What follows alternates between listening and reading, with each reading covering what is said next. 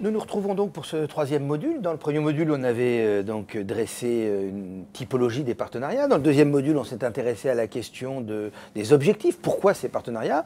Aujourd'hui, nous sommes sur le comment. Et la première question que je voudrais vous poser, c'est finalement comment est-ce que les entreprises, les associations construisent ce partenariat?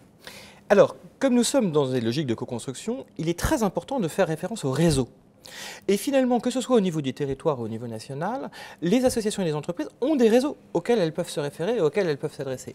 Que ce soit au niveau des associations, elles qui peuvent bien évidemment au niveau du mouvement associatif, au niveau de la Fonda, au niveau de l'Avise, au niveau du RNMA, trouver des partenaires qui peuvent justement les aider à rencontrer des entreprises, et que ce soit au niveau des entreprises, que ce soit au niveau du MEDEF, de la CGPME, au niveau de l'IMS, de FAS ou de l'ORS, finalement, tous ces acteurs, que ce soit au niveau national ou territorial, finalement peuvent aider les membres de leur propre réseau, finalement, à rentrer dans cette dynamique d'alliance entre associations et entreprises. Donc d'abord la logique du réseau. Est-ce qu'il y a d'autres éléments qui sont intéressants à mettre en exergue sur le comment de cette co-construction? Alors, sur le comment de cette co-construction, il est très important après de se dire, finalement, de respecter trois étapes. D'abord, de bien comprendre, finalement, qu'est-ce qu'on a envie de faire avec l'autre, et de bien comprendre qu'est-ce que l'autre a envie de faire avec soi. Donc cette logique de cadrage, qui prend un peu de temps, mais de pouvoir découvrir finalement quel est le lien commun qui va nous unir, est un point absolument essentiel. On ne prend pas assez de temps au cadrage, on a toujours envie d'aller tout de suite vers l'action, et en fait ce premier temps où on va se découvrir, se rencontrer, et puis finalement décider sur quoi on va ensemble, est un point essentiel. Parce que finalement, soit on est simplement dans une logique d'échange, où finalement l'association a besoin de quelques moyens et l'entreprise aura besoin de mobiliser les uns et les autres, soit on décide d'aller beaucoup plus loin et de dire qu'est-ce qu'on veut faire ensemble. Et notamment, c'est là où les enjeux dans le cadre de l'innovation peuvent être extrêmement intéressants. Deuxième point, après le cadrage, c'est finalement de piloter vraiment cette relation. S'il s'agit simplement de dire oui, oui, c'est très bien, et puis de se revoir un an après, finalement les choses ne dialoguent pas, eh bien elles n'avancent pas. Et donc ce point de dialogue est très important, ce point de pilotage, de suivi et finalement de remontée d'informations réciproques est très, très important. Et puis, bien évidemment, troisième point, c'est la question de l'évaluation, de pouvoir être en capacité finalement de rendre compte de ce qu'a produit cette alliance et ce partenariat. Donc si on vous entend bien, il y a donc trois grandes étapes pour la construction d'un partenariat. Dans ces étapes, quels sont les écueils ou les principaux obstacles auxquels les associations ou les entreprises peuvent se trouver confrontées?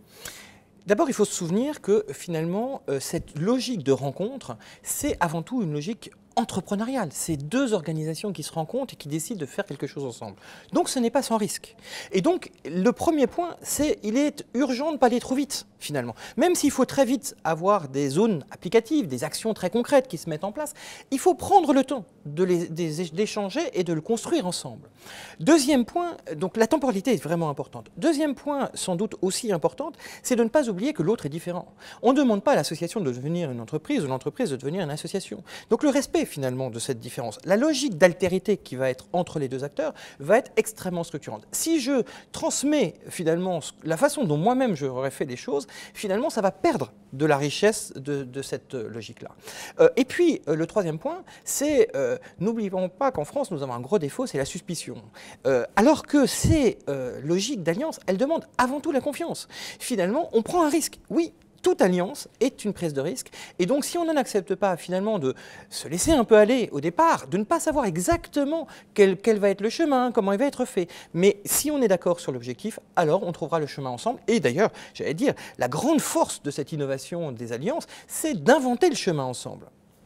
Et alors, pour conclure cet échange, si vous aviez un conseil à donner à une entreprise et un conseil à donner à une association, quel serait-il? Eh bien, c'est le même. Essayez. Et je crois que c'est vraiment important. Ce que l'on peut constater, l'élément le plus structurant dans nos travaux de recherche montre bien qu'il y a une différence, non pas selon la taille des organisations, selon leur secteur d'activité, selon tout un ensemble de choses, mais bien en fonction de celles qui ont essayé et qui peuvent témoigner après de la richesse de ce que ça a produit. Et celles qui n'ont pas essayé. Et c'est finalement par cet essai, par cette tentative, aussi faible soit-elle, aussi minime soit-elle, que finalement cette dynamique s'enclenche. Et une fois qu'on a essayé, généralement, on ne revient pas en arrière.